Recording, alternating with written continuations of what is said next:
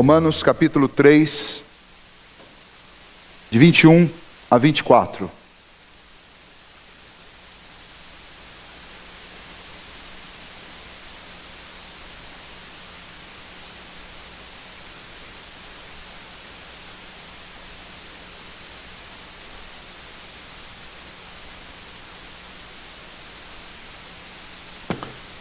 Diz assim a palavra do Senhor: mas agora, sem lei, se manifestou a justiça de Deus, testemunhada pela lei e pelos profetas. Justiça de Deus mediante a fé em Jesus Cristo, para todos e sobre todos os que creem, porque não há distinção, pois todos pecaram e carecem da glória de Deus, sendo justificados gratuitamente por sua graça, mediante a redenção que há em Cristo Jesus. Vamos orar mais uma vez. Senhor nosso Deus, muito obrigado, ó Pai, porque o Senhor nos proporciona momentos assim, como esses que temos passado em Tua casa, onde podemos, ó Deus, desfrutar da graça, da misericórdia, do amor e do favor do Senhor, das demonstrações do Teu cuidado para com a nossa vida, para com a vida da nossa igreja, das nossas famílias e também das crianças. Que o Senhor continue, ó Deus, pela Tua misericórdia, a abençoar-nos, como tem feito até aqui. Mas ainda nesta noite suplicamos ao Senhor que o Senhor nos abençoe, falando-nos através da Tua palavra também. E que, ó Deus, ao ouvirmos a Tua palavra, o nosso coração seja quebrantado, ó Deus, e o Senhor mexa realmente, ó Pai, com as nossas convicções, com as convicções do coração de cada um, alicerçando-nos sobre o firme fundamento da Tua palavra. Ó Deus, que o Senhor quebrante os corações, humilha-nos, ó Deus, diante da Tua palavra, diante da revelação santa do Senhor, e que todos nós possamos, ó Deus, obedecê-la. Que o Senhor neste momento quebre todas as barreiras que nos impedem, ó Deus, de ouvir ou de obedecer a Tua palavra, de nos humilhar diante da Tua poderosa mão. Tira todo orgulho e toda dureza de coração, é o que nós Te pedimos neste momento. E ilumina-nos com Teu Santo Espírito, e guia-nos, ó Deus, na verdade do Senhor. É a oração que fazemos neste momento, em nome de Jesus. Amém. Nós estamos estudando já, e esta é a terceira semana, sobre os lemas da reforma, que são especialmente 5. E nós falamos sobre a sola escritura, ou somente a escritura. Nós falamos sobre o sola gratia, que é somente pela graça. E hoje nós vamos falar sobre o sola fide, que significa justificação somente pela fé em Cristo Jesus. E estes lemas da reforma foram não só importantes lá no século XVI, quando a reforma protestante aconteceu, mas eles continuam sendo os nossos lemas até hoje, e continuam sendo importantes para a nossa vida, e a consideração deles é o assunto desta noite. O texto nosso é esse texto de Romanos, capítulo 3, de 21 a 24, e alguns textos que eu ainda quero ler com vocês. Mas voltando ao ambiente, especialmente o ambiente da reforma, voltando a esta época e ao assunto pertinente daquele momento, a reforma protestante, ela pode ser definida como uma reforma que foi causada por duas razões. Uma razão que é chamada de razão formal e outra razão que é chamada de razão material. Quais são essas razões, causas da reforma protestante? A razão formal é o assunto sobre o qual a reforma se estabeleceu. E o assunto era: aonde se assenta a autoridade final que deve reger a consciência cristã, a consciência de alguém que crê em Deus? De onde vem a autoridade última e final sobre a consciência de um crente? E nós já vimos a resposta da reforma sobre este assunto, sobre esta causa, que é a causa formal. A razão ou a resposta para esta causa, a esta pergunta, foi dada quando nós estudamos sola escritura. Quem tem a autoridade máxima sobre a consciência do homem, sobre a consciência cristã, sobre a consciência do povo de Deus, é a Escritura.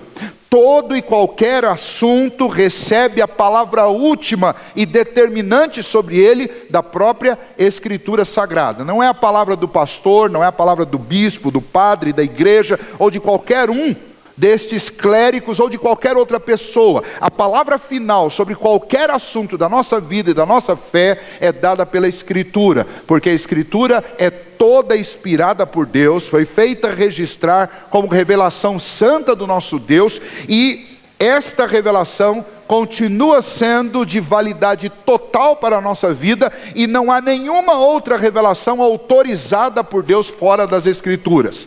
Nem a palavra do pastor é infalível, nem a palavra da igreja é infalível, nem a palavra do Papa é infalível, e de nenhuma autoridade que julgue para si ser autoridade eclesiástica, autoridade religiosa, nenhuma delas tem autoridade à parte das Escrituras. As Escrituras têm autoridade final. Um pastor ou um pregador, um professor de escola dominical ou um evangelista, a autoridade dele é a autoridade emprestada das Escrituras. Se ele prega as Escrituras, a autoridade que ele tem é a autoridade da Bíblia e não dele mesmo. E nós estudamos sobre isso.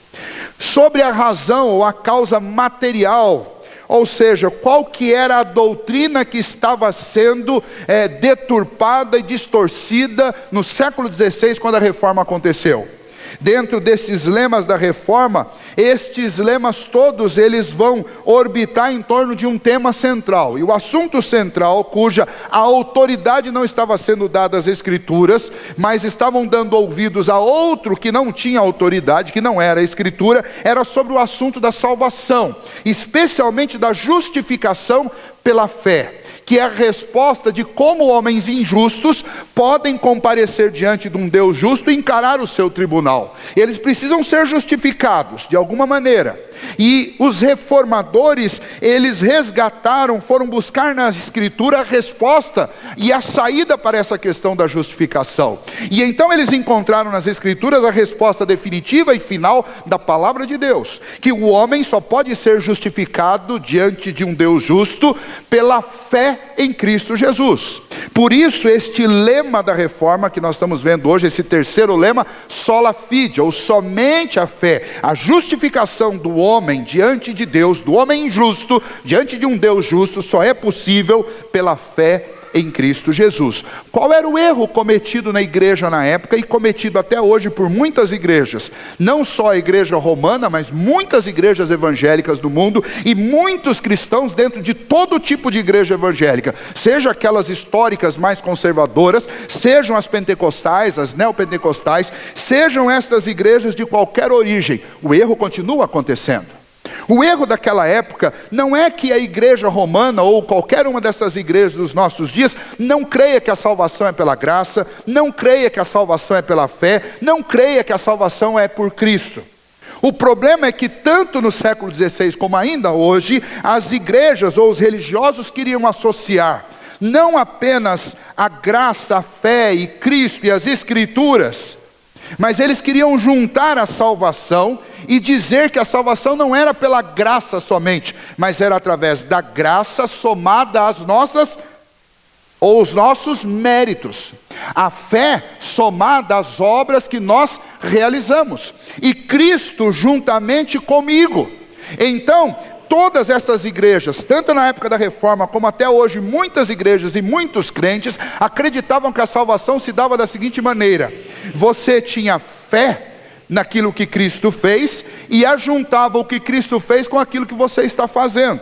E então você acreditava que você era salvo pela graça de Deus, mas não só a graça de Deus junto com alguns méritos que você tem.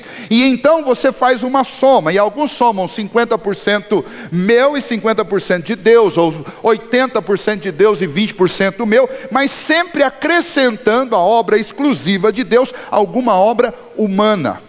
Buscando no homem razões para a sua salvação, tentando encontrar no homem algum tipo de justiça, algum tipo de mérito, alguma coisa que faça desse homem alguém que possa receber de Deus um favor, que possa receber de Deus a justificação.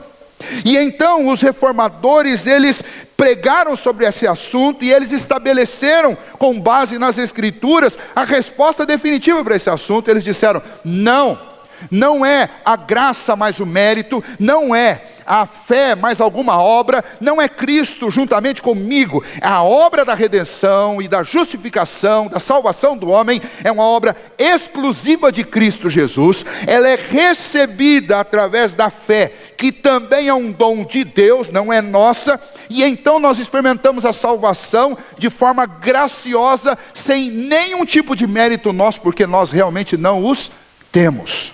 E então, quando estas solas são colocadas na frente dessas palavras, sola Escritura, sola gratia, sola fide, solus Christus e soli Deo glória, esta palavra solo é a mesma palavra que se usa quando alguém vai cantar sozinho. Ele vai fazer um solo, ou quando alguém vai fazer um primeiro voo, e você diz que a pessoa vai fazer um voo solo, no caso de um piloto. Ou seja, é aquilo somente. E então estes lemas da reforma ressaltavam que esta obra da redenção era uma obra somente de Deus, não tem homem nisso. E obviamente que na época, quando eles deram essas respostas, a maioria dos religiosos não gostaram, como não gostariam hoje, como não gostam hoje. Quando nós ensinamos que a salvação é somente pela graça, é somente pela fé, é realizada somente por Cristo, as pessoas não gostam porque nós não gostamos de receber coisas de graça. A gente até gosta de receber presente, mas normalmente quando a gente recebe um presente, imediatamente a gente já quer saber qual é a data do aniversário de quem deu, para a gente dar um igual ou melhor, porque a gente tem a mania de dizer assim, eu não gosto de ficar devendo favor a ninguém. Nós gostamos de merecer as coisas. Nós não queremos que as pessoas nos deem algo que seja de graça. Nós nos sentimos humilhados por isso. E nós gostamos de fazer trocas. E infelizmente nós trazemos este mau hábito nosso para dentro da nossa fé. E a gente acha que dá para fazer isso com Deus. A gente acha que não dá simplesmente para viver uma religião e uma fé onde nós recebemos algo exclusivamente de graça. A gente não acredita que isso é possível, e na nossa mente fica sempre a ideia, não, eu tenho que fazer alguma coisa, eu tenho que fazer por merecer. E o que nós vamos ver nesse texto, nessa noite, é que você não tem como fazer para merecer, e você não pode. A salvação nós a recebemos pela fé, e ponto final. Você não pode merecê-la, você só pode, pela fé, que é dom de Deus, recebê-la, e nada além disso. Ou Deus te dá esta salvação, ou nenhum de nós vai se salvar, porque por nós mesmos nós não vamos alcançar absolutamente nada diante de Deus. E o apóstolo Paulo vai nos ensinar isso daqui, nós vamos aprender com ele aqui em Romanos 3, 21. O texto que nós lemos está dentro desta carta, que é uma carta maravilhosa, que é a carta escrita pelo apóstolo Paulo, inspirado por Deus, aos romanos. Nos 3 primeiros capítulos dessa carta, que nós estudamos na semana passada, a introdução deles, nós vimos que o apóstolo Paulo, ele encaixa todas as pessoas na mesma condição. No capítulo 1, ele vai mostrar que todos, sem exceção, todos os homens pecaram. Pecaram porque ao invés de adorar a Deus, adoraram a criatura de Deus. Pecaram porque trocaram a verdade de Deus e cometeram injustiça. E no pecar do homem, ele continua trazendo cada vez mais sobre si consequências do pecado. O pecado do homem acontece quando? Acontece lá no princípio, quando os nossos pais, lá no Éden, desobedeceram a Deus e eles caíram. Eles se tornaram pecadores. E a partir deles, não só toda a raça se tornou pecadora, sem exceção, como toda a raça, ainda que não cometesse pecado, mas toda a raça está condenada, porque quando os nossos pais foram condenados, só existiam eles. E todos nós somos descendentes deles, então todos nós nascemos carregando conosco a culpa do pecado original, que foi o pecado cometido por eles. E então, se já não bastasse esta culpa do pecado original, quando nós começamos a agir, a andar e a falar, nós começamos a cometer pecado. E os nossos pecados fazem de nós pecadores. Nós somos injustos diante de um Deus absolutamente justo. E o apóstolo Paulo mostra isso em Romanos capítulo 1, dizendo que os homens pecaram. Mas não apenas os homens gentios, os não judeus, uma vez que Paulo era judeu, estava escrevendo para uma igreja em Roma, que era composta por romanos, que eram chamados de gentios, e era composta também por judeus. O apóstolo Paulo, no capítulo 2 da carta aos romanos, vai dizer, não são só os gentios que pecaram, os judeus também pecaram, todos eles são pecadores. E por que eles são pecadores? Porque eles receberam a mesma herança do pecado original como os outros, porque eles cometem os mesmos pecados que os gentios cometem, e mais, os judeus são ainda mais culpados porque eles receberam a lei de Deus e eles não obedecem a essa lei. Eles receberam os mandamentos, mas eles não conseguem obedecer completamente esses mandamentos. Se você observar lá em Lucas capítulo 10, versículo 28, um religioso chega para Jesus e fala: o que eu preciso fazer para entrar no reino dos céus? E Jesus diz: cumpre a lei. Jesus perguntou para ele: você conhece a lei? Ele diz: conheço. E começou a citar a lei para Jesus. Jesus diz: então cumpra essa lei. Se você cumprir essa lei, você será salvo. Jesus disse no versículo 28, respondeste corretamente, você tem que obedecer a lei, então cumpra a lei. Mas a pergunta é: quem consegue cumprir pelo menos os 10 mandamentos? Uma vez que no Antigo Testamento você vai encontrar 600 e poucos mandamentos, mas você consegue cumprir os 10? E não havia um judeu que conseguisse, e nem depois deles, nenhum crente que consiga fazer isso.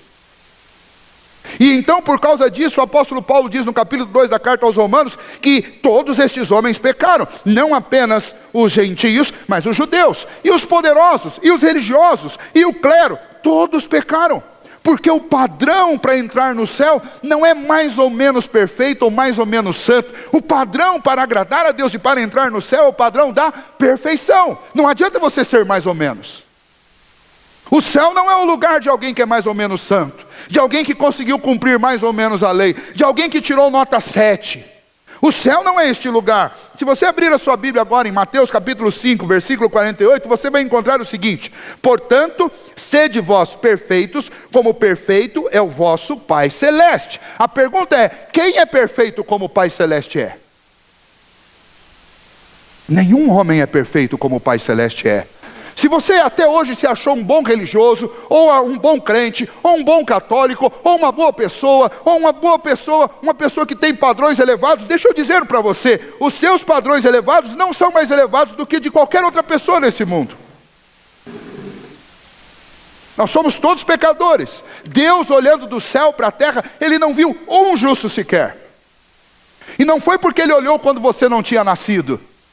Foi porque Deus simplesmente encerrou toda essa raça numa condição de pecado e numa condição de injustiça e de condenação. E então o capítulo 3, o apóstolo Paulo vai finalizar esse assunto dizendo: todos pecaram, não há um justo sequer. Está lá em Romanos 3, versículo 10. Todos pecaram e todos estão destituídos da glória de Deus. Romanos 3, 23. E então a pergunta é: como podemos voltar ao nosso estado de justiça diante de Deus? A pergunta é muito simples, é aquela pergunta que você tem se feito no coração desde o dia em que você nasceu. Como é que eu vou enfrentar Deus no dia em que eu for colocado face a face a Ele? No dia em que eu chegar naquele tribunal, no último e terrível dia do Senhor, o que eu vou dizer para Deus? Como um homem pecador como eu vai sobreviver ao juízo de um Deus absolutamente justo? E a resposta desta pergunta está exatamente nesse texto, e está exatamente neste lema da reforma: somente pela fé, justificado somente pela fé em Cristo Jesus. É a única maneira de você passar pelo tribunal de Deus. Por isso o apóstolo Paulo, então, a partir do versículo 21, ele vai mostrar, e nós vamos aprender com ele através de algumas perguntas que nós vamos fazer a este texto e ao apóstolo Paulo, para entender por que nós somos justificados somente pela fé. A primeira pergunta é a seguinte: o que é essa justiça de Deus? O que é a justiça de Deus, inclusive citada pelo apóstolo Paulo aqui no versículo 21? O que é essa justiça de Deus que nós precisamos desesperadamente alcançar? Veja o versículo 1. Mas agora, sem lei, se manifestou a justiça de Deus, testemunhada pela lei e pelos profetas. O que é essa justiça de Deus? A resposta é a seguinte: a justiça de Deus é a maneira pela qual Deus, um Deus absolutamente justo, considera como justos pessoas que são pecadoras, injustas como nós, desobedientes, e Deus as oferece e lhes aceita, oferece salvação e lhes aceita na sua família e lhes concede vida eterna. O que é a justiça de Deus? A justiça de Deus é o ato de Deus pegar homens injustos e Deus recebê-los apesar de suas injustiças e abençoá-los com a salvação do juízo e conceder-lhes a vida eterna. Isso é a justiça de Deus. Essa é a resposta que o texto nos oferece. Este Deus justo, por ser justo, ele tem que tratar pessoas de acordo com o que elas merecem. Se são pessoas que fazem coisas boas, ele teria que dar coisas boas. Mas se são pessoas como nós, que são pecadoras e fazem coisas más, elas devem então receber o castigo. Mas quando o apóstolo Paulo fala que agora sem lei se manifestou a justiça de Deus, o que ele está falando? Ele está falando que esse Deus absolutamente justo, ele arrumou um jeito, ele trouxe para nós uma saída que não é uma saída onde ele se trai na sua justiça e nos seus atributos de santidade, mas ao mesmo tempo é uma saída que ele promove para salvar gente pecadora como nós. Deus não pode arrumar uma saída de forma que ele se torne injusto. A Bíblia diz que Deus pode todas as coisas, ele é onipotente, mas tem uma coisa que Deus não pode. Deus não pode ir contra a sua própria natureza. Se ele é santo, ele não pode fazer alguma coisa que não seja santa. Se ele é justo, e nós sabemos que ele não pode fazer uma coisa que vá contra a sua justiça. Por isso Deus não podia simplesmente chegar e falar assim: olha, vocês fizeram um monte de bobagem, mas vamos esquecer isso, deixa para lá. Deus não podia fazer isso. Mas então como é que Deus vai me oferecer a sua justiça, se o que eu mereço dessa justiça é castigo? Deus vai oferecer a sua justiça a nós, pecadores, com uma ideia extremamente radical. A ideia de Deus, sabe o que é? A ideia de Deus é pegar a minha culpa, a culpa pelos meus pecados, as minhas injustiças, e Ele lança essas injustiças sobre o seu Filho. E ele pega a justiça do seu filho, a retidão, a santidade do seu filho, e ele lança sobre a minha conta, sobre o meu nome, sobre os meus ombros, de tal maneira que a minha culpa passa a ser do Filho de Deus, e a justiça dele passa a ser minha. Essa é a justiça de Deus que nós recebemos pela fé. É a justiça que não é nossa, mas é do Filho de Deus, colocada sobre nós para a nossa redenção.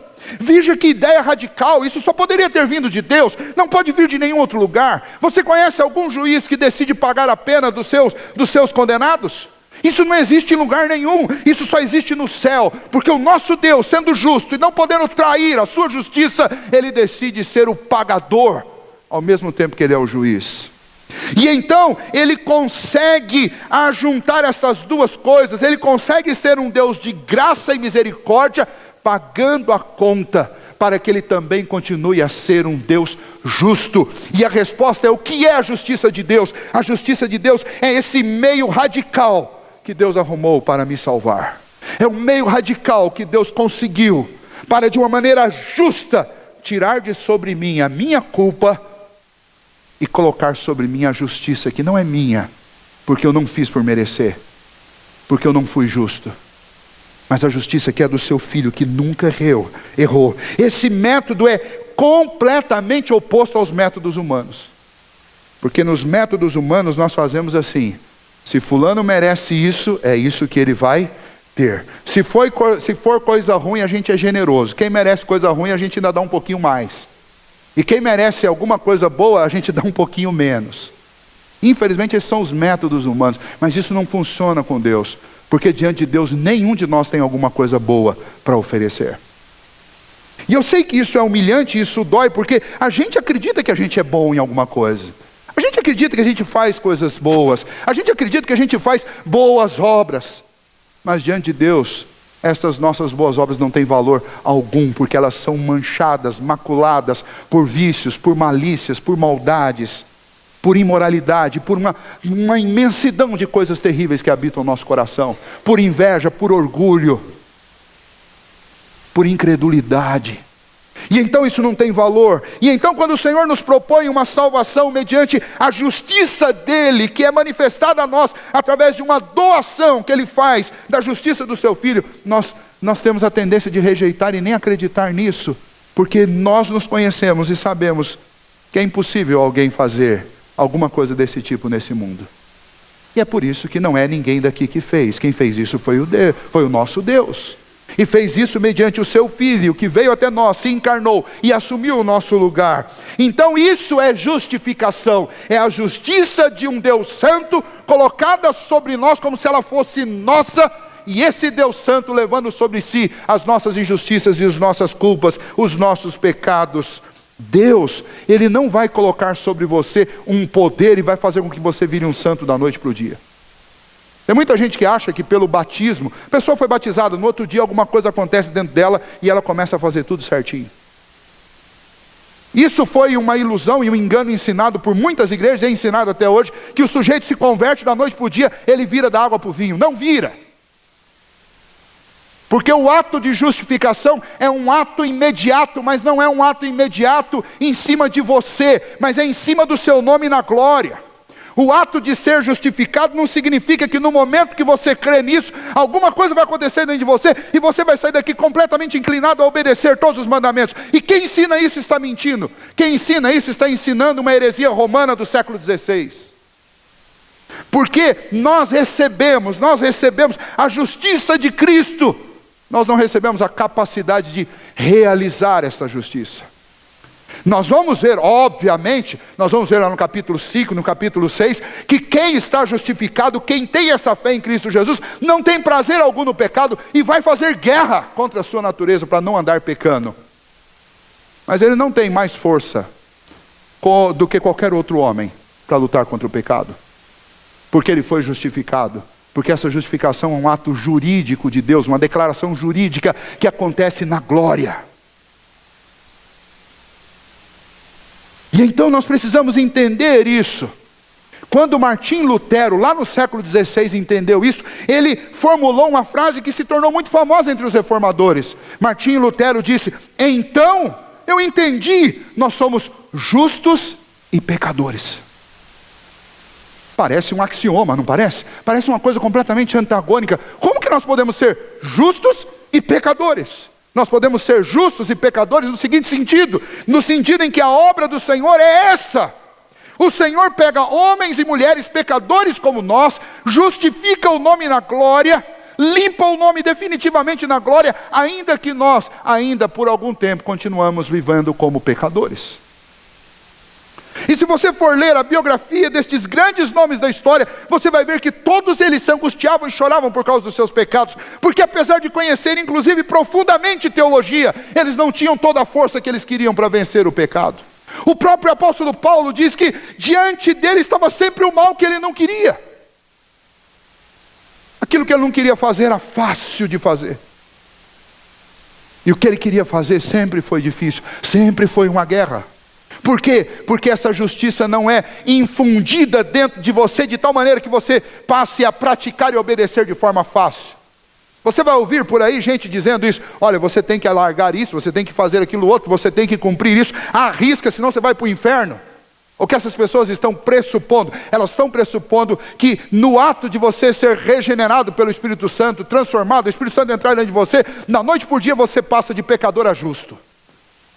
Na prática, deixa eu dizer uma coisa para vocês: santificação é uma obra processual, ela acontece aos poucos, é um processo de Deus na sua vida, pela habitação do Espírito Santo. Agora, justificação não é um ato processual, justificação é um ato imediato. Se é um ato imediato, então, ou você prova que você se tornou um justo da noite para o dia, sendo absolutamente justo, ou então você está completamente equivocado. E as Escrituras estão corretas, e eu acredito que é isso. Porque as Escrituras nos ensinam que nós somos justificados pela fé. Isso é um ato imediato, realizado por Deus na glória. Quando Cristo morreu na cruz, os nossos nomes foram limpos. E nós somos declarados justos. E agora o Espírito Santo vai dentro de nós nos capacitar a viver de acordo. Mas não porque eu estou atrás de conseguir alguma coisa para fazer por merecer o que Deus está me dando. Mas é porque por gratidão eu vou viver para o meu Deus, ainda que eu não consiga ser tão justo como Ele.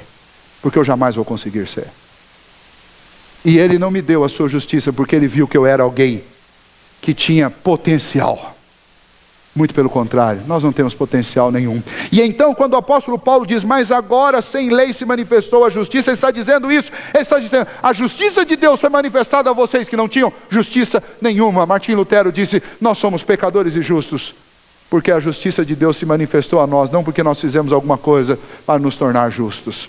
E aí vem a segunda pergunta para nós, como essa justiça se manifestou? Nós já lemos isso no texto, é a primeira parte do texto, diz, mas agora sabemos, mas agora sem lei se manifestou. Ou seja, o que ele está dizendo? Ele está dizendo que esta justiça, ela foi manifestada naqueles dias, por isso que ele usa esse agora, através da vida de Cristo. Mas não que essa lei já não tivesse, ou que essa justiça já não tinha sido anunciada. Quando nós olhamos para todo o Antigo Testamento, nós vamos ver que antes do Senhor Jesus, já era anunciado um Messias que vinha para redimir, para salvar, para trazer justiça a um povo que estava vivendo injustiça. Mas agora, e aí ele está se remetendo a Jesus Cristo e a obra que ele fez, agora se manifestou essa justiça a nós. Aí ele usa uma expressão interessante, ele diz, sem lei. O que isso significa? Quando ele faz essa referência à lei aí, ele está fazendo a referência à lei, mandamento, lei moral. E então o que ele está dizendo? Ele está dizendo que essa justiça de Deus, ela não veio a nós mediante a obediência das obras da lei. Ela não veio a você, você não é justificado mediante o cumprimento das obras da lei. Porque se fosse por esse caminho, nenhum de nós seria salvo. Por isso ele diz, a justiça de Deus se manifestou de que maneira? Sem lei. Para que a lei serviu? Deus deu a lei moral para nós, Deus deu os 10 mandamentos, para simplesmente nos fazer calar a boca.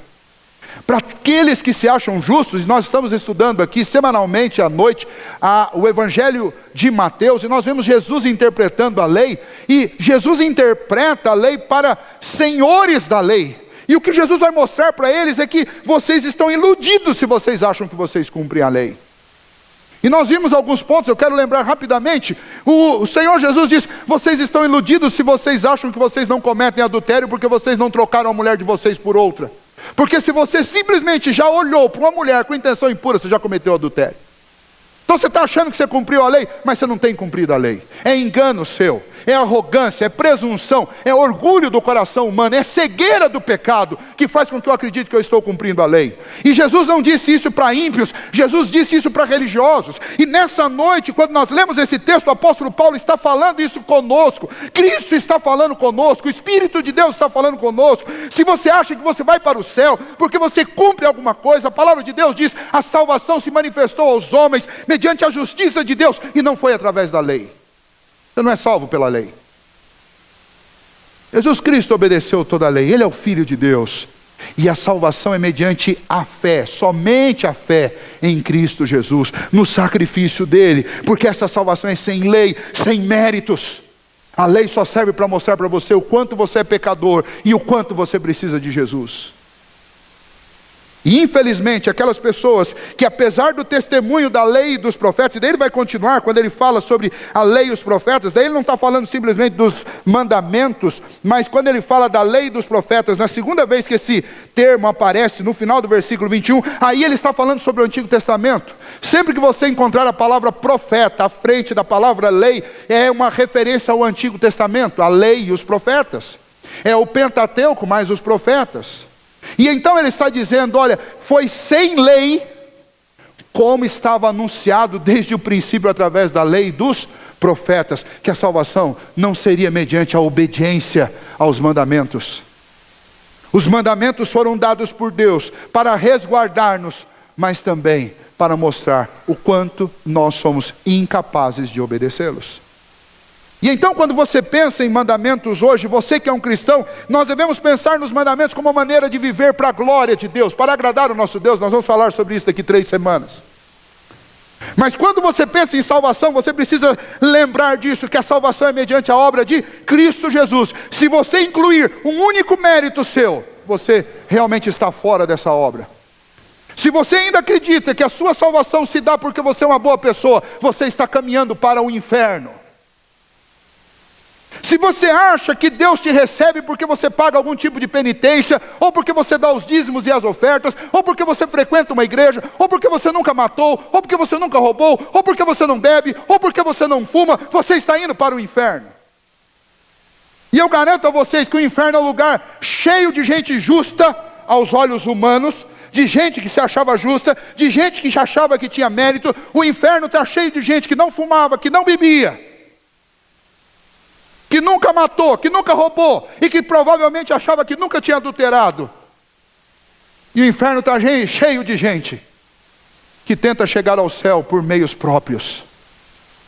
E os reformadores levantaram essa bandeira dizendo: não, a salvação é somente pela fé em Cristo Jesus. Você não pode ser justificado de nenhuma outra maneira se não for pela fé em Cristo Jesus. Então não adianta você vir com esse discurso que você é uma boa pessoa, que igreja é um lugar problemático, que você não precisa de igreja. Pois eu confirmo o que você está dizendo: você não precisa de igreja, mas você precisa desesperadamente de Jesus. Os seus dias podem até serem bons aqui, se você viver 70, 80 anos, talvez com uma boa aposentadoria você tenha uma vida boa, mas isso aqui não é nada comparado à eternidade. E a palavra do Senhor diz que ao homem é dado viver uma única vez, depois disso ele vai morrer. E quando o homem morrer, ele vai se deparar com a eternidade, e a eternidade só tem dois lugares possíveis: ou é o céu, ou é o inferno. E como eu disse a vocês, o inferno é o lugar dos que viveram alienados completamente de Deus, ou daqueles que viveram tentando alcançar Deus por méritos próprios. Então surge a terceira pergunta: como é que isso então nos alcança? Se eu não posso alcançar por méritos meus, se eu não posso fazer nada para ter essa justiça, como é que essa justiça que é sem lei, que é a justiça vinda de Cristo, completamente por um ato dele, livre da vontade de Deus, como é que essa justiça me alcança? Como é que eu posso ser salvo? O apóstolo Paulo nos mostra no versículo 22, a justiça de Deus mediante a fé em Jesus Cristo, justiça de Deus mediante a fé em Jesus Cristo para todos e sobre todos os que creem, porque não há distinção, pois todos pecaram e carecem da glória de Deus. Como é que essa justiça nos alcança? Como é que nós podemos ser salvos? Somente mediante a fé, daí o sola fide. Somente mediante a fé em Jesus Cristo, ou seja, somente crendo em Jesus Cristo. E aqui eu preciso dizer algumas coisas. O que não é fé? Tem muita gente que acha que tem muita fé. Deixa eu dizer para você o que não é fé. Fé não é positivismo. Fé não é acordar de manhã e falar: hoje eu tenho fé que tudo vai dar certo. Fé não é positivismo. Fé não é esse assentimento do coração que tudo é possível. A Bíblia diz que tudo é possível ao que crê. Eu creio que vai acontecer, então vamos lá. Isso pode ser fé na boca de um palestrante motivacional, mas nas Escrituras fé não é isso. Fé não é isso. Fé não é um salto no escuro, como alguns dizem. Olha, é preciso fechar os olhos e fazer pela fé. Fé não é uma coisa sem razão. Fé não é uma coisa sem sentido. Fé não é misticismo. Fé não é arrepio. Fé é algo que envolve entendimento. Fé é uma coisa que leva a convicções. É um entendimento claro de que somos injustos e precisamos da justiça de Deus. Fé é a compreensão. É a compreensão de que nesse estado nosso de pecado, nós não temos como nos aproximar de um Deus santo. Fé é algo que envolve convicções, convicções que são geradas pela palavra de Deus no nosso coração. Fé é algo que traz clareza. A fé é a compreensão de quem é Deus e de quem nós somos, de como Deus é e de como nós estamos. Isso é fé. Quando você lê nas Escrituras, fé não tem nada a ver com otimismo. Fé tem a ver com entendimento, com convicção, com conhecimento, com compreensão. Fé caminha junto com estas questões que são racionais. Fé é crer, mas é também pensar. E tem até um livro com esse nome. Fé é algo que envolve a compreensão da salvação somente por meio de Jesus Cristo, da obra redentora dele, daquilo que ele nos concede mediante a cruz. Fé é uma confiança firme na promessa de Deus, de tal maneira que ainda que você olhe para as suas injustiças, você consiga enxergar a justiça de Cristo sobre você. Fé é a certeza de que ainda que eu não seja e não consiga andar plenamente como um justo, fé é a certeza de que lá na glória o meu nome tem um adjetivo, e o adjetivo é justo. Não porque eu pratiquei ou mereci essa justiça, mas porque eu recebi a justiça de Cristo. Ao lado do meu nome Deus escreveu justo, por meio do meu Filho. Fé é isso. Fé não é achar que você, porque vem numa igreja, você pode dar ordens para Deus e Deus vai fazer tudo que você manda. Isso não é fé. A fé inclui consciência de culpa, reconhecimento de que somos pecador. A fé te faz sentir nojo do pecado. A fé faz com que você se arrependa do pecado. A fé faz com que você renuncie a si mesmo. A fé faz com que você diga não a você mesmo. A fé é algo que faz com que o seu coração se humilhe na presença de Deus. Se houver no seu coração qualquer expectativa de justiça própria, você não tem fé. Vou repetir de uma outra maneira. Se no seu coração existir alguma noção de que Deus deve lhe dar alguma coisa, porque você consegue, porque você faz, porque você é mais santo do que o irmão que está sentado do seu lado, ou do que o pastor que está pregando, ou do que alguém que está lá na porta, ou do que alguém que está passando na rua, se você tem esse sentimento dentro de você, deixa eu te dar uma má notícia, você ainda não tem fé no coração. Você pode ter qualquer coisa, você pode ter religiosidade, você pode ter um bocado de coisas, você pode ter tradições religiosas, você pode ter um sobrenome de uma família de gente que tinha fé, mas você não tem fé. Porque quem tem fé, admite que é culpado e sabe que não pode receber absolutamente nada que não venha somente de Deus por graça, porque por méritos não merece nada.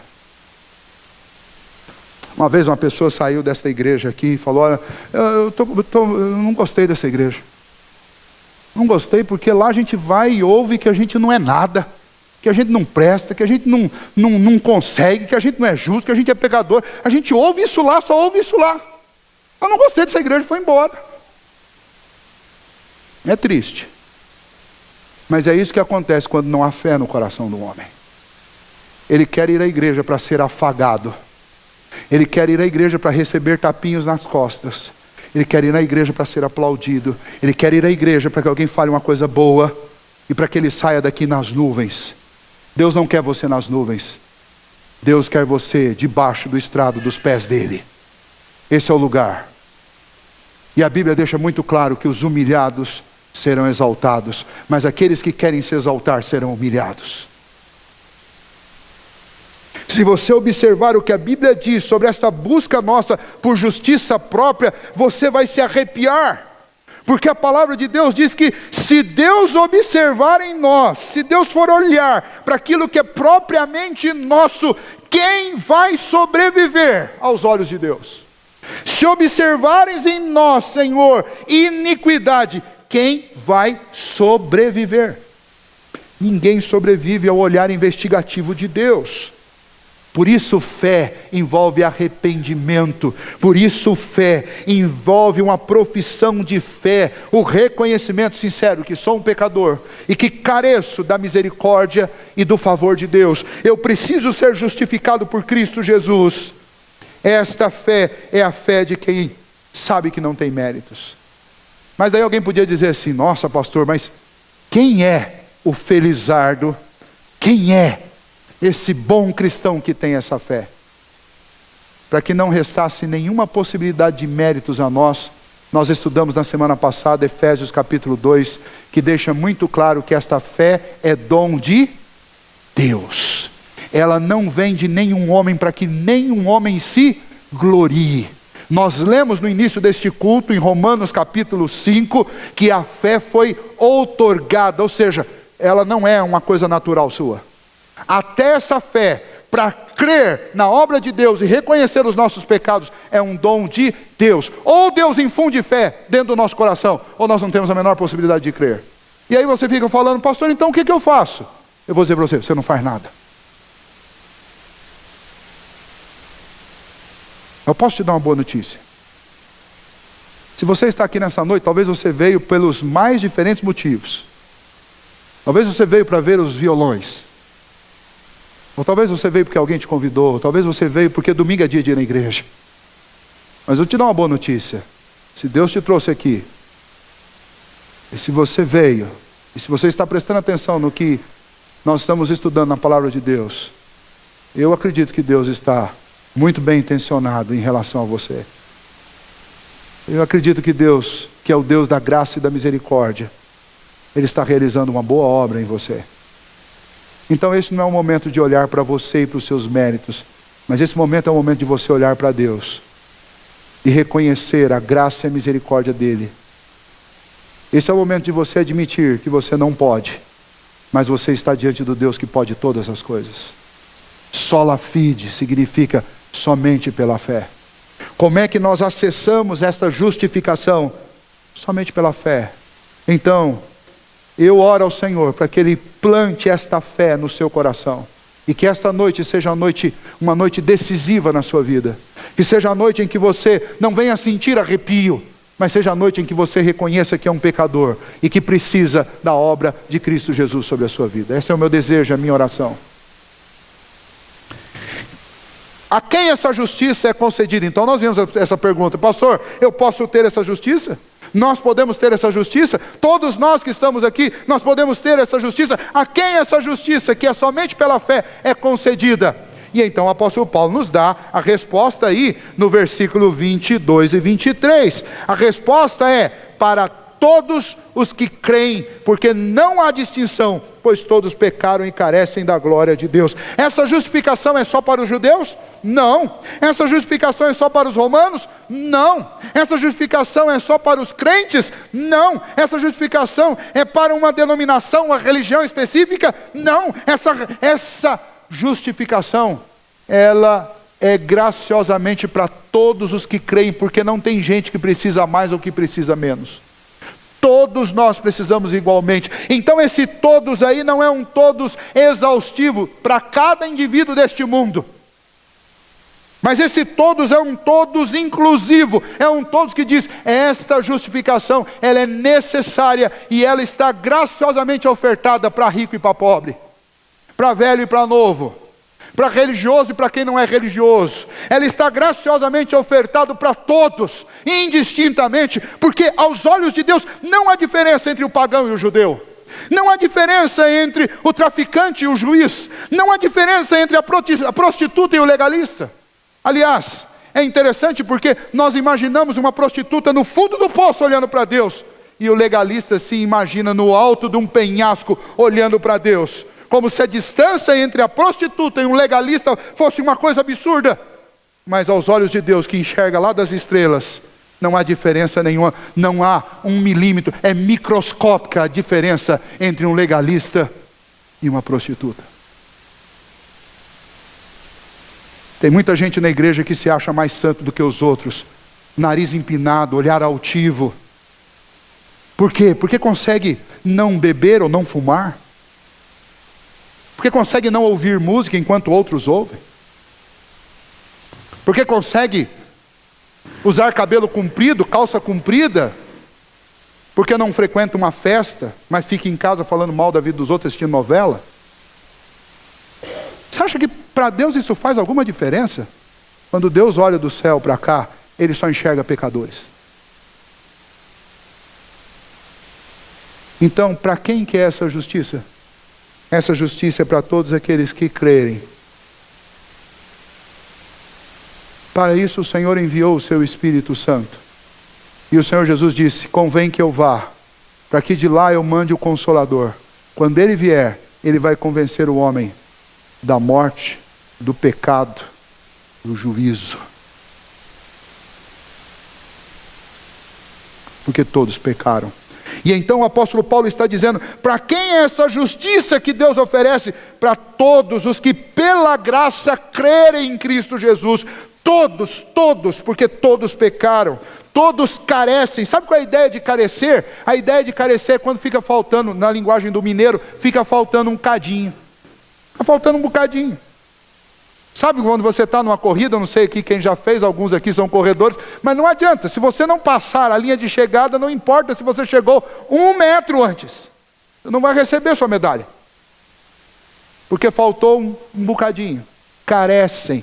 Carecer é quando falta alguma coisa. Diante de Deus, todos nós carecemos, falta alguma coisa. E aí pouco importa se faltou numa corrida de 5 quilômetros, se faltou 4,5 ou se faltou meio metro. Não vai receber medalha do mesmo jeito. Vocês entendem o que o apóstolo Paulo está nos ensinando? Todos carecem. Talvez alguns tenham realmente se esforçado mais.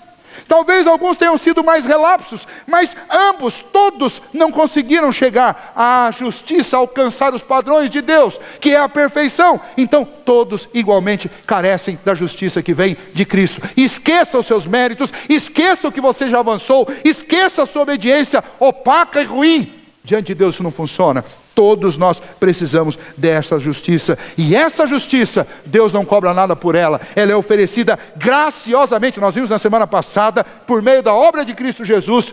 E nós podemos acessá-la pela fé. O que é a fé, senão os braços que recebem essa justiça que é oferecida da parte de Deus, graciosamente, para todo aquele que crê. E então nós vamos observar que o cristianismo, ele é uma religião radical, exclusiva e única no mundo. Porque se você comparar o verdadeiro cristianismo, o cristianismo bíblico, com qualquer outra religião no mundo, seja budismo, hinduísmo, seja islamismo, seja espiritismo, seja qualquer outra religião, e inclusive o cristianismo bíblico versus o cristianismo que não é bíblico, que está cheio por aí, você vai observar que o cristianismo bíblico está sozinho de um lado, e do outro lado estão todas as outras religiões. E sabe o que difere os dois? Que o cristianismo bíblico é o único que diz que a salvação é oferecida a você sem que você tenha que dar nada em troca. E todas as outras religiões vão dizer que você precisa fazer alguma coisa para ser salvo. Sabe qual é a diferença entre um cristianismo bíblico e um que não é? O cristianismo bíblico, ele não vai pedir para que você levante a mão para que daí Deus te salve. E o cristianismo que não é bíblico vai dizer, olha, entre a salvação e você só está um levantar as mãos. Levante a mão e você vai ser salvo agora. Isso é mentira. Porque o convencimento tem que acontecer no seu coração, não é o seu braço que muda o seu coração. Então não adianta levantar o braço. Eu posso dizer, eu não nasci dentro da igreja, eu nasci numa maternidade. Mas eu nasci na igreja no sentido de que eu sou cristão desde quando eu nasci. E teve o dia da minha conversão, obviamente. Mas eu fui criado numa igreja. E eu vi centenas e talvez milhares de pessoas levantando a mão. E 1 mês depois, 6 meses depois, ou 1 ano depois, nunca mais pisaram numa igreja. E continuaram uma vida absolutamente distante de Deus. Aqui nessa igreja eu já vi grupos de teatro e de música virem aqui fazerem apelo, e no final do culto, 20, 30, 40 pessoas, e a gente vai para a reunião do conselho animado, com aquele calhamaço de folha de gente que se converteu. Converteu nada. Ficou emocionado. Porque a fé verdadeira vai levar você a uma convicção de que é culpado e de que precisa de Cristo. Não é emocionalismo barato. Essa justiça, ela não pode ser merecida e nem alcançada por alguma coisa que você faça. É Deus que te faz isso. É Cristo operando no seu coração. E se Cristo operar no seu coração, pode ter certeza que você vai voltar sem levantar a mão mesmo. E se Cristo operar no seu coração, você vai querer Bíblia. Se Cristo operar no seu coração, você vai querer oração. Se Cristo operar no seu coração, você vai querer Deus. Como uma terra sem água, exausta, seca, você vai sentir sede de Deus. É assim que acontece num coração, quando o Senhor infunde fé e faz com que essa pessoa creia em Cristo Jesus. Essa é a diferença entre o cristianismo bíblico e todas as outras religiões. Em todas as outras religiões, as pessoas estão fazendo alguma coisa para merecer algo de Deus. No cristianismo é o contrário. Eu não tenho como merecer nada de Deus. Eu venho para receber de Deus. E eu venho porque Deus me traz, porque senão eu não viria. É assim. Ah, pastor, eu não gosto disso, porque qual que é o meu papel? Não, você não tem papel aqui. Seu papel como o meu papel de sermos fracos e pecadores. É o papel de servirmos a um Deus gracioso e santo, que recebe toda a glória e todo o mérito. Por isso que a quinta dessas 5 solas, a quinta é só lhe deu glória. A glória é só para Deus, porque eu não fiz nada para merecer glória alguma. A glória é só Deus. Por isso que quando nós cantamos, tocamos um violão, todas essas coisas que nós fazemos para Deus. Porque nenhum de nós merece coisa alguma. E os aplausos, eles só têm validade se eles forem dados para Deus. Porque se eles forem dados para nós, é aplauso de pecador para pecador, não tem valor algum. Em último lugar, como é definitivamente então que somos justificados? Nós começamos com essa pergunta e vamos concluir com ela. Como é que eu sou justificado então? Bom, aí vamos voltar. Deus é justo, não é? Ele não pode simplesmente passar uma borracha sobre os nossos pecados. E então, para dar-nos a sua justiça graciosamente, um preço tem que ser pago. Alguém vai ter que pagar essa dívida.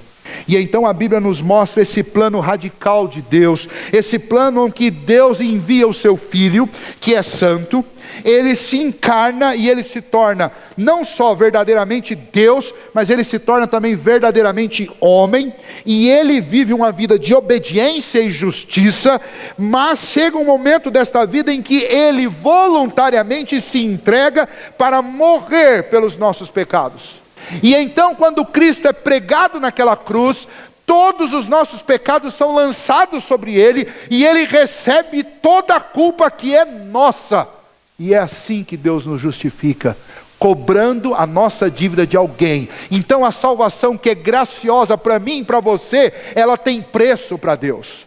Eu não pago por ela, mas Cristo pagou completamente por cada um dos atos de pecado que eu cometi e que eu ainda venho a cometer em toda a minha vida. E como então eu sou justificado? Eu sou justificado mediante esse resgate. Veja o versículo 24. Sendo justificados gratuitamente por sua graça, mediante o quê? Mediante a redenção que é em Cristo Jesus. Nós não estamos muito habituados com essa palavra redenção, porque nós não usamos as mesmas palavras que os judeus usavam para isso. Os judeus usavam essa palavra redenção, ou resgate, ou redimir, para 3 circunstâncias pelo menos muito específicas. Uma pessoa podia resgatar ou redimir um escravo ou uma escrava. Imagine que você vai à casa de um amigo seu, você é livre, e de repente chega lá e existe uma escrava.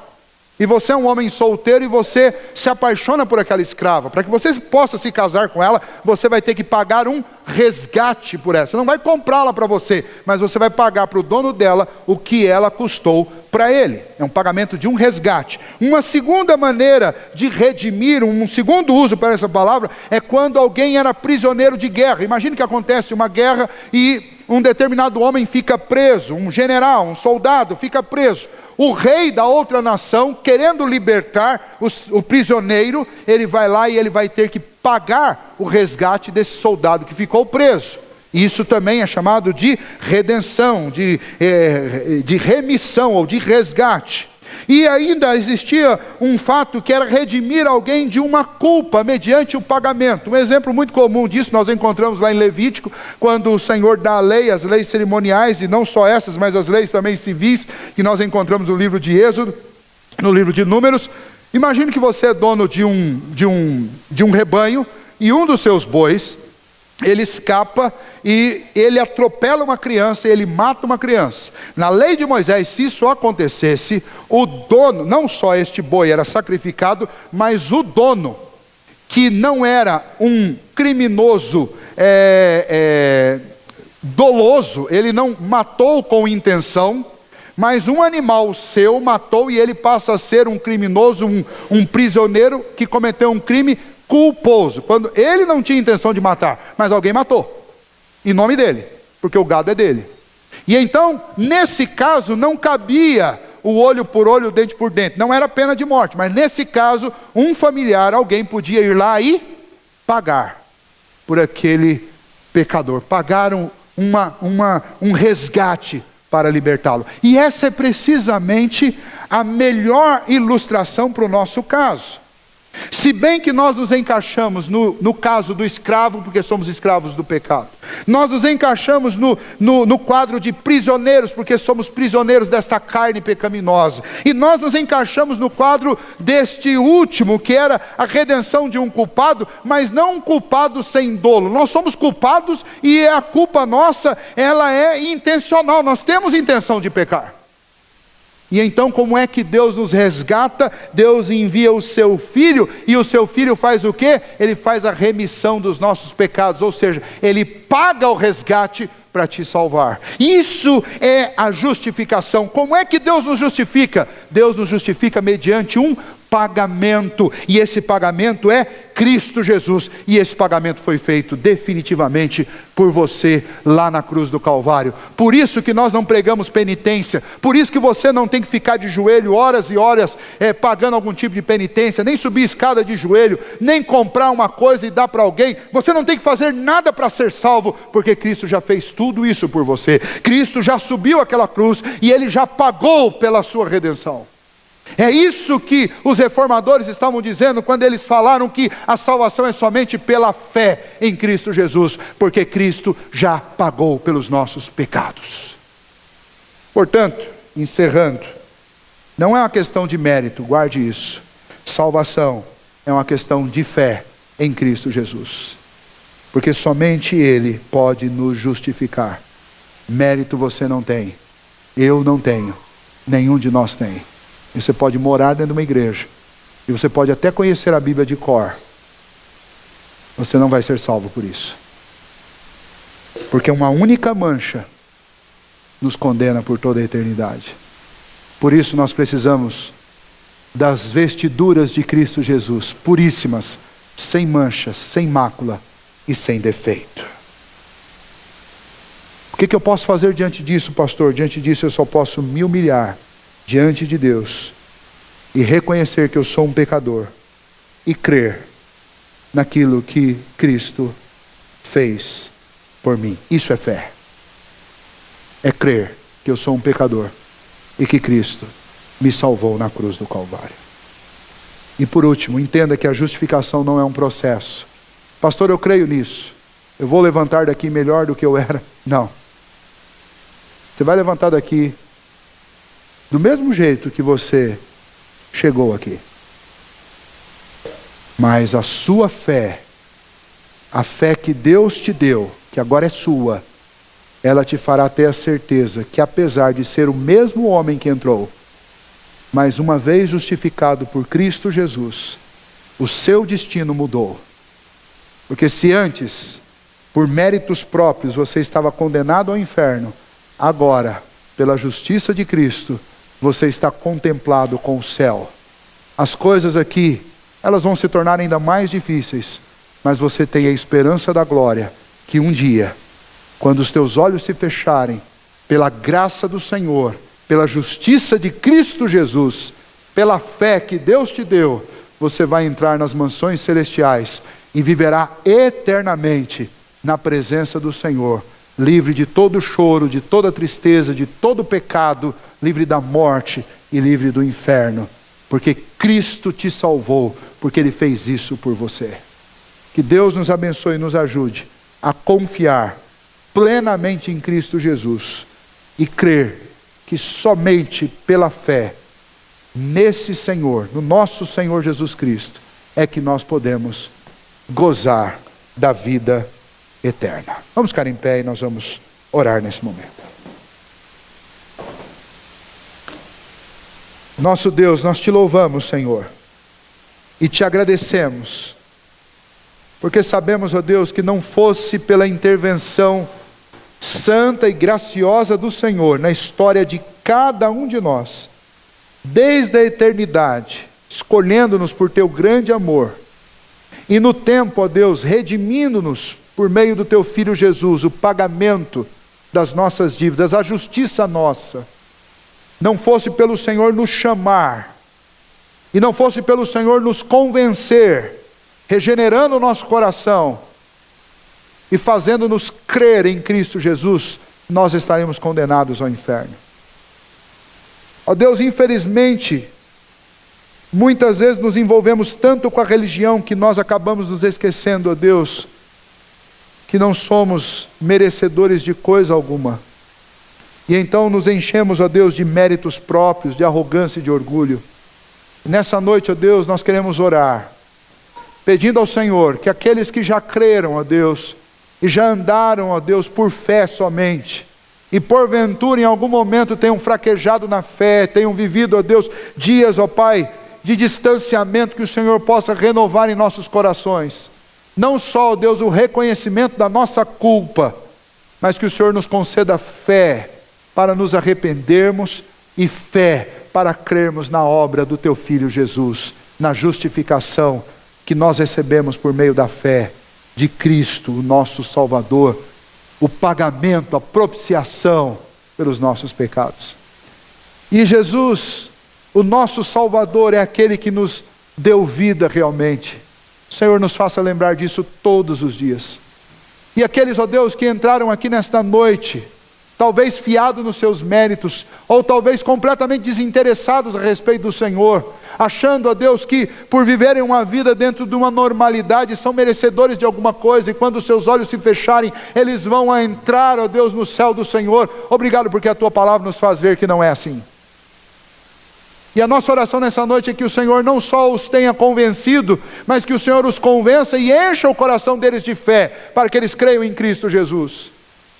E abandonem, ó Deus, não só o caminho do pecado e da entrega completa ao pecado, mas que eles passem, ó Deus, pela fé, a crer na salvação e na vida eterna por meio de Cristo Jesus. Que eles passem, ó Deus, a almejar uma vida santa, uma vida reta diante do Senhor. Que eles dependam no Senhor todos os dias, que nós todos dependamos, que nós todos supliquemos ao Senhor todos os dias, que nos ajude a viver uma vida santa, porque nós mesmos, por nós mesmos, nós jamais conseguiremos. Que esse processo de transformação na nossa vida aconteça e se avolume cada vez mais, mas em que nenhum momento nós nos esqueçamos da nossa posição diante do Senhor, e que em todos os momentos nós nos humilhemos diante de Ti, lembrando que a nossa salvação é somente pela fé em Cristo Jesus. Pedimos isso a Deus e suplicamos que o Teu Espírito nos convença destas coisas, em nome de Jesus. Amém.